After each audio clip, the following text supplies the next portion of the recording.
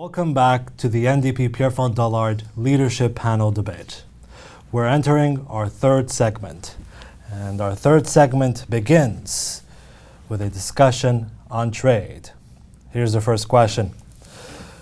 Canada is pushing to revamp NAFTA's Chapter 11, which is a lawsuit provision that's resulted in Ottawa being sued nearly 40 times by U.S. companies. But critics say that lawyers who sit on those panels are vulnerable to conflicts of interest. Ottawa wants judges to hear the cases instead, as our Foreign Affairs Minister Chrystia Freeland wants to revamp NAFTA. What should be done to revamp NAFTA, in your opinions? And that question first goes to Patrick. There's no, this is not specifically to Guy, but I'm sure he'd agree with this, is that we need to be appointing independent jurors on the Chapter 11 board, because they need to be screened as well for conflicts of interest. We need to have impartial jurors on that panel so we can be fair in our trade. And yeah, that's a major issue. Is just to revamp one, we need to erase the conflicts of interest so that we're not benefiting the industries that are not benefiting us. Okay. Anthony. Well, I think that having judges who don't have a conflict of interest, that's sort of basic. It's a little bit milquetoast. I think the real question is, should we even have a free trade agreement that allows corporations to sue our government? The Ontario government years back put in place a wonderful environmental policy that had a buy local provision and ended up being sued by a Chinese company. And they had to take back that policy, and as a result, the manufacturing industry in solar panels, which was booming in the province, basically died. And so this is the real question that we should be asking. Thank you. Jamie. Well, I would agree entirely with Anthony that we have to look at the big picture of NAFTA and fix the problems that are there, that are existing there. But also we have to recognize, the first edition of NAFTA, we were in a different economy and our manufacturing sector got gutted through the first trade deal. So reopening it, we're in a digital frontier now, and there's actual very precise issues concerning, digital companies. It's a complex issue. Cyber issues aren't, and digital copyright aren't simple. Charlie understands those issues. He would be a strong voice for Canada for not only protecting workers' rights and our environment, but also for getting these complex issues, the problems with them solved. And that's why we need him as leader right now in the House, because it's happening right now, and we need him in those debates as our leader, challenging the Trudeau government every day. Okay. Anthony, do you agree that Charlie is the better leader on this? I don't agree that he would be the better leader for the party. I think that he's definitely done a good job in the House, but I would point out that, we've never seen Jagmeet Singh in action in the House, although we have seen him in action at Queen's Park. And he's done an equally good job of keeping taking the Win Liberals to task on their policies. I would just say that I have respect for Charlie and the work that he does in the House, and I'm looking forward to continuing watching him do that under a Jagmeet Singh government. But why is Jagmeet Singh better with regards to NAFTA? I wouldn't say that he is better in regards to NAFTA. I think that Charlie Angus and others have done a good job, opposing free trade deals that hurt our workers, and so has Jagmeet Singh. The point here is not to say that Jagmeet Singh is better on every single issue. It's just that when you look at him holistically, I do think he would make a better leader for the reasons that I mentioned previously. What about Guy Caron? Well, he would certainly be in the House. I'm just saying, if we're going to hold the Trudeau government to account, we need somebody in the House of Commons. We can't just be he can't just be doing press conferences right after it. We need to be asking the questions to the Liberal government so that they are held to account We need to have somebody who is able to rally our caucus in the House. We need to be doing that right now. And Jagmeet Singh doesn't have a seat. How is he going to be able to do that if he's not in the House? A political party is not a one-man show. A good leader knows how to delegate. And I think that Charlie Angus and Guy Caron will be in the House after this leadership race is over. Jamie mentioned that Charlie Angus has been holding the government to account, and he's not leader of the NDP yet. There's no reason why that couldn't continue. Just the only thing is that we risk diluting the defense of Canadian interests by delegating out voices, so that we'll have four voices giving a message. The way that things work in Parliament is that you ask the questions in the House, then you face the scrums afterwards. Once you get out of the House that afternoon after question period, you're in the media, all the media is there, every media outlet is right there, right outside the House of Commons. And we've seen, or I've seen at least, the Bloc leadership, for instance, that didn't have a seat in the House would have to have this sort of diluted fight to get their media presence. I think that's definitely a risk with Jagmeet, is that he doesn't have a seat in the House of Commons, and therefore it will be hard for him to get the same level of activism and defense of Canadian interests, because NAFTA is happening now, that Charlie or even Guy Caron could get from having seats in the House of Commons. Okay, you have 30 seconds. I think that it's a testament to the strength of Jagmeet's campaign that the opposing campaigns only brought up this issue within the last month. They recognize that they're in a tough place, and so they're bringing this up. It's really a non-issue. We have MPs in the House that will do a good job standing up to the government. This shouldn't be a factor. In fact, Jack Layton didn't have a seat in the House when he got elected leader, and he brought us to the highest ever seat count we've ever had. So for me, this is not an issue. Thank you. All right, let's move to our next segment, which is foreign policy. And this question is from Natalie. In 2016 of August, Prime Minister Justin Trudeau announced that Canada would seek to return to the UN Council in 2021. He referred to, I quote, playing a positive and constructive role in the world, and claimed that the UN is a principal forum for pursuing Canada's international objectives, including the promotion of democracy, inclusive governance, human rights, development, and international peace and security. End of quote.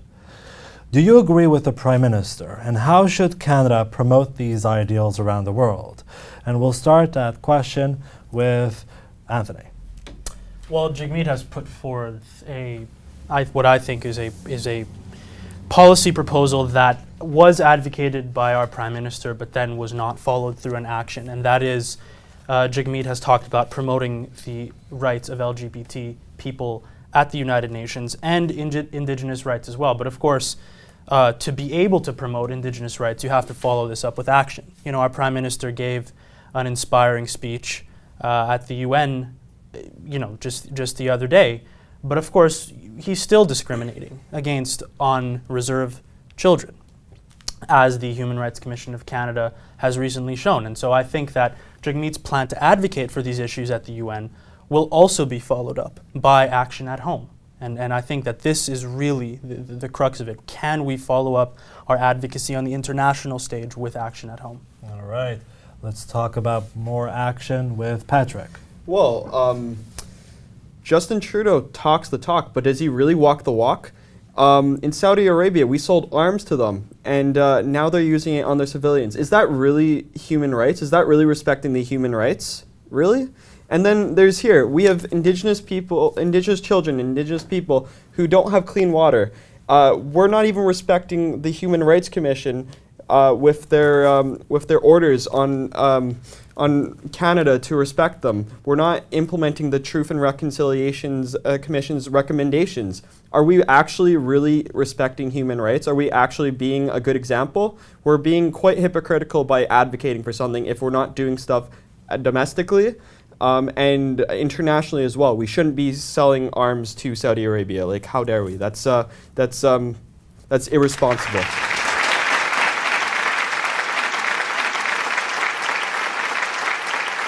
Jamie, to follow that one. Well, we see that the Trudeau government said that it was going to implement all 94 recommendations of the Truth and Reconciliation Commission. And Charlie, I mean, has been on this file for a long time. And the fact that they turned around on the UN Declaration of Rights of Indigenous Peoples, and the fact that they say, oh yeah, we accept it in principle, but we're not going to implement it as is. And then the Human Rights Commission saying that we're still discriminating against First Nations children. Charlie's been very clear for years on this. He's written books on it, actually. Children of the Broken Treaty is an excellent overview of how Canada has violated Indigenous people's rights in this country through its colonial system. And, you know, I have confidence in Charlie in terms of his dealing with foreign issues when he has a voice like Libby Davies supporting him, who has put forward this 4-pillar approach to foreign affairs: international human rights, economic aid, champion international law, and be active for peace and diplomacy in the world. And the fact that these voices like Cindy Blackstock, like Libby Davies, are backing Charlie's campaign, I really have confidence that he's going to bring this vision forward and really bring Canada to a place of respectability in the world, not just in the media, but through actual actions. So we have 1 minute left for this debate. Just to follow up on that, with regards to broken treaties and such, going back to the UN, do we actually need to be part of the UN Security Council in your view? Because Justin Trudeau has tried getting us in there with his charisma and charm. What do you think, Anthony? I think that the UN Security Council has great power in that it could actually veto resolutions that are passed by the UN General Council. And we've seen the US do this on numerous occasions, especially when it comes to the Israeli-Palestinian conflict. Look, I think if our Prime Minister can get us onto the UN Security Council, that would be a good thing. Do I think that Justin Trudeau will be Prime Minister in 2021? Well, I hope not, and that's why I'm supporting Jagmeet Singh. All right. Patrick? Yeah, I think it would be beneficial. I think that when you have increasing tensions between the United States and Russia, if we're on the Security Council, we could be vetoing their increasingly partisan efforts against each other. And we could actually be making a difference in the world if we're on the UN Security Council that we probably wouldn't have if we were not, which we aren't right now. We would have more of a difference to make. All right, thank you. Second question in the foreign policy segment. There are calls for the Prime Minister of Myanmar, Aung San Suu Kyi, for the Nobel Peace Prize to be taken away over her failure to condemn ethnic cleansing of Rohingya Muslims and continues to deny the ongoing ethnic cleansing. What should be done about this crisis? And we'll start that question with Jamie. Well, I think that in terms of the Rohingya people, that Charlie is clear in speaking out for their actual rights to be protected. I think we probably all agree around this table that the Rohingya need to be protected and concrete actions need to be taken with the international community to bring this back to order. Okay. Anthony? One of the most touching moments, I think, of the leadership campaign so far was when a woman who was clearly a white supremacist stood up at one of Jagmeet Singh's rallies and said, you know, basically, we don't want you in this country because you're advocating for Sharia law. And many people criticized Jagmeet's response because he didn't tell her that he wasn't a Muslim and that he was Sikh. And his response was, I'm not going to respond that because I think hate is wrong against anyone. And that gives me the confidence that Jagmeet Singh will stand up in a very strong way on the international scale for all oppressed minorities, including the Rohingya Muslims. I would add on that if Aung San Suu Kyi is not doing her job, then why did we give her honorary citizenship? She's supposed to stand for something. She's supposed to we thought of her as somebody who identified with our Canadian values, well, with what it means to be Canadian, where we stand up for the rights of minorities, especially with the NDP. And maybe we should take away her citizenship, because she's really not doing her job, and that sends a message that she should be protecting. She should be standing up to the Rohingya for the Rohingya minority, which she just clearly has not been doing. Will it actually affect her stance on ethnic cleansing? Do you think it's enough to get her to act on this? Well, I think it shows that, you know, Justin Trudeau, when he went to the UN, he talked about the fact that when he brings up these issues with other countries about violations of human rights, they say, look in your own backyard, buddy. How are you doing with Indigenous peoples? Don't you have like hundreds of communities that don't actually have safe drinking water for children? Mm-hmm. So before you start criticizing us, take care of your own backyard. And that's why we need an NDP Prime Minister in Ottawa. That's right. NDP. All right. Let's move to the next question, which is from Derek from Pierrefonds-Dollard. And it's regarding ISIS. With ISIS's defeat in Mosul in July 2017 and the ongoing battle in Raqqa, Syria, what should Canada's role be in combating ISIS in that region? And for that question, we will start with Jamie once again.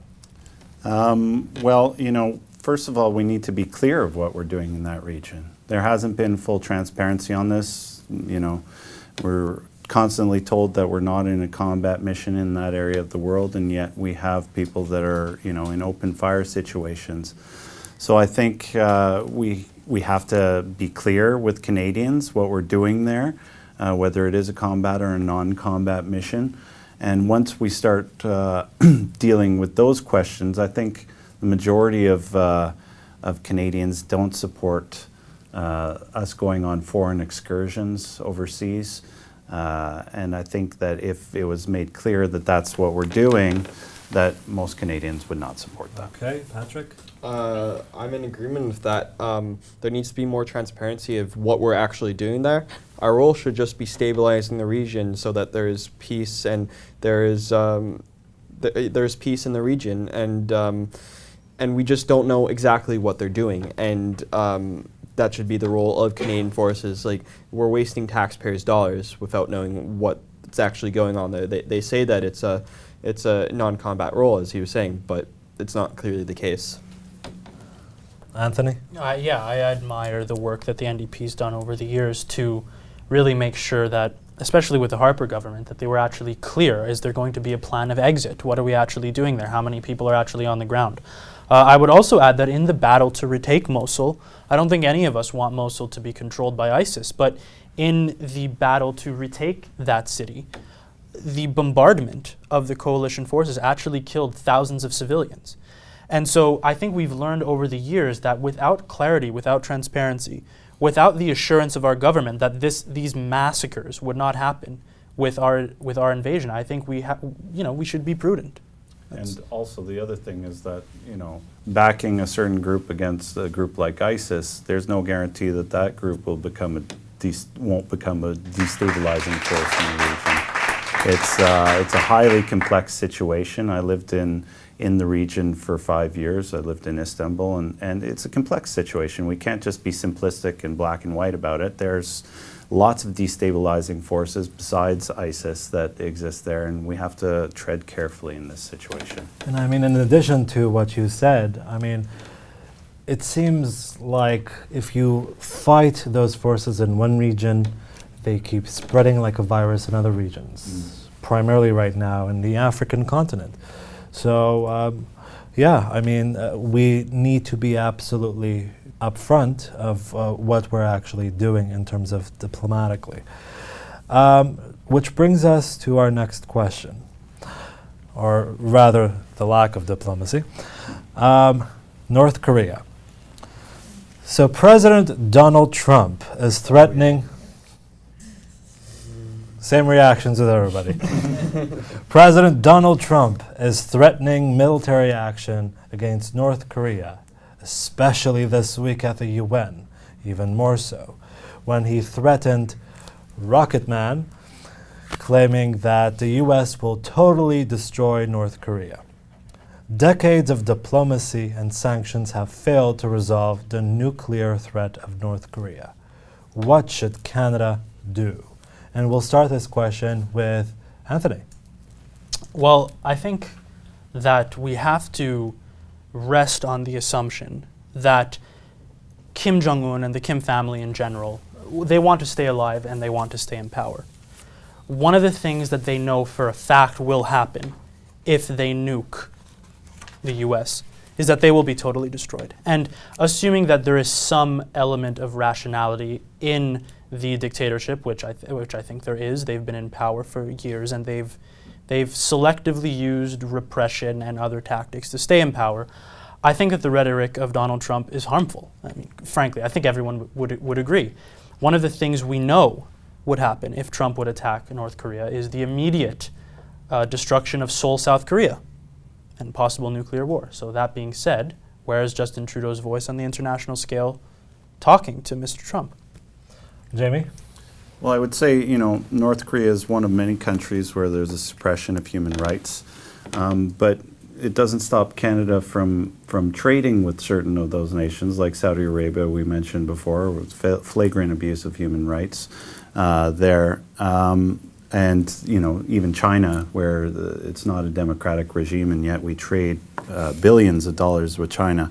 I think, but on the nuclear issue specifically, Canada needs to be a voice for peace, a voice for non-proliferation of nuclear arms. And, I see that the Liberals currently are kind of rethinking the whole non-proliferation, saying that we're living in a new world. I think that we have to be strong voices for peace. We've gone down this road before during Pearson's time when we actually allowed nuclear missiles on our territory with the Beaumark missiles. And basically, we decided as a country that we are for non-proliferation of nuclear weaponry, and we should be telling both sides to calm it down, to bring it down a notch, because we're all in this together, and we can't allow this brinkmanship to be happening. Well, at least we don't have John Barrett as our foreign affairs minister anymore.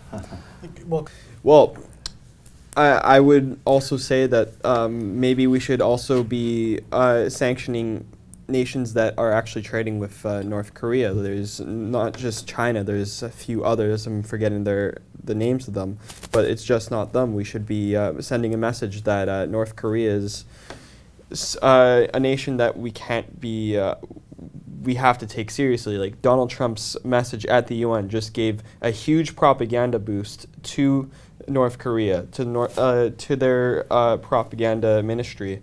They just gave them a huge boost, and that's something to be concerned about because it just makes them more and more ready for war if ever it happens. And did everyone see the Donald Trump's chief of staff's reaction, his face in his palm at the UN, right next to Nikki Haley, actually, who's the UN ambassador for the United States?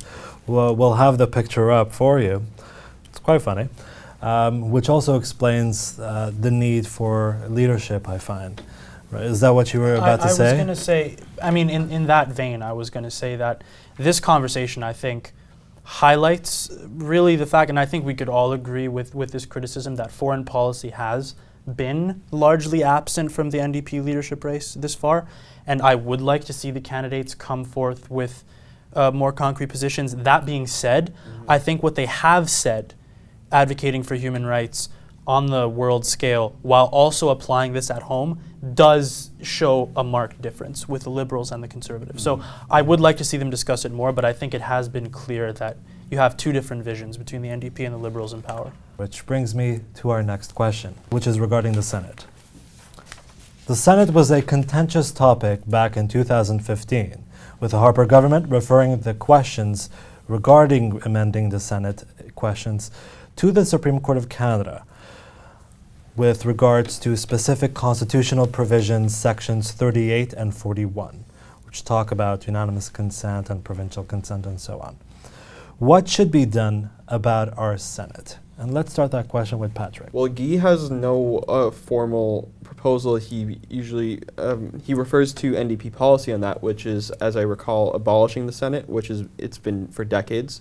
But personally, maybe we should be looking to elect our senators, because they would be much more accountable. At the moment, they're appointed by the Prime Minister, and that makes them less accountable to the people, and there needs to be accountability to the Senate so that we don't have fiascos like what happened with Mike Duffy. Actually, yeah, we still have no NDP senators in the Senate. You're actually not allowed to become a senator. It's against party policy. There were people that did enter the Senate when CCF members, they were former CCF members, and the party said, well, you're no longer a CCF member. So. But what do you think about Justin Trudeau when he kind of told all the Liberal senators, back when he was still a party leader, well, not the Prime Minister, I mean, he kind of told them, you're no longer Liberals, and they, as a response, they call themselves the Senate Liberals. Would you say that's more accountable of them? No, I don't think it brought any more accountability to the Senate. And I'd be wary of electing senators, because then all of a sudden they become contentious with the House that we have already, so that you're giving more power to the Senate. And it's not really a system. I think it was a system that was developed in the 19th century to represent the interests of the propertied class, because they found that just having the unicameral system was too democratic, and the people, the landed gentry, the people who had money, would not be well represented in that kind of system. So they still had an executive house that was appointed, and they called it second sober thought, in case the House became too democratic and against the interests of the propertied classes, that the Senate could stop those types of laws from happening. So I think we could look at reform. I mean, I'd love to see the Senate becoming a council. Personally, this is not part of Charlie's campaign, but personally see it becoming a council of elders, where it's like our Indigenous peoples are that second sober thought, and that it's the mechanism of consultation with them. I know that Charlie is thinking about ways of, if we can't get rid of it, what do we do with it? How do we reform it? The Senate is really unaccountable power, and that about sums that up, I think. As a New Democrat, Let's come back to the question, though, more specifically. How would amending these constitutional amendments actually work?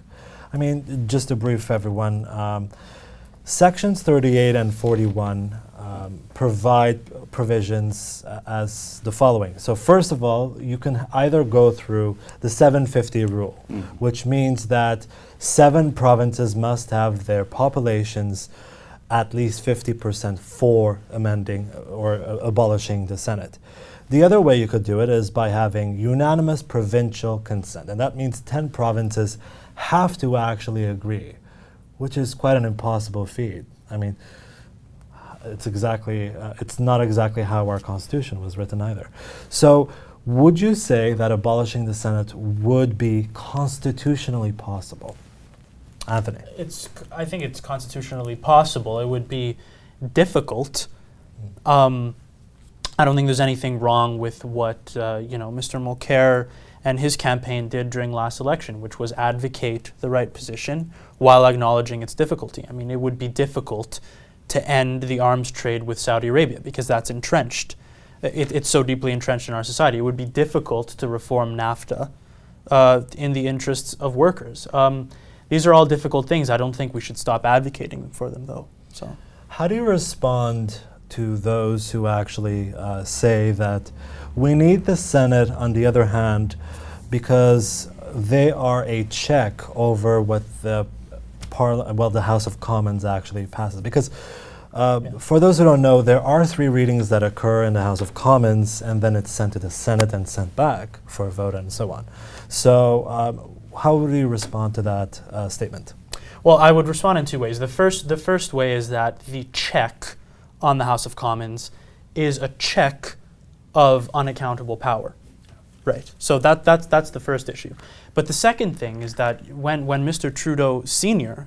repatriated the Constitution, we now have something that's called the Charter of Rights and Freedoms. Parliamentary sovereignty is no longer absolute in Canada. But the Parliament can't do whatever it wants. It cannot pass laws that violate, namely, the Charters of Rights and Freedoms. We do have a Supreme Court to, exercise judicial review over laws that they think will violate people's rights. I think that is an appropriate check. Having a check of unaccountable power that was originally meant to represent, as Jamie said, the propertied classes, that is distinctly undemocratic and un-new democratic. There's examples of when that check has been used inappropriately. For instance, the House had come to agreement in 2008 on Jack Layton's climate change bill, and it went to the Senate and died there. And so there's a lot of good things that have died in the Senate simply because the government of the time wants to appear like it supports the idea, but they use the Senate to make it go away and die on the order paper. So that check has been abused in the past. Okay. That brings us to the end of our leadership panel debate. On behalf of NDP Pierrefonds-Dollard, thank you so much for joining us. Merci à tous et à la prochaine.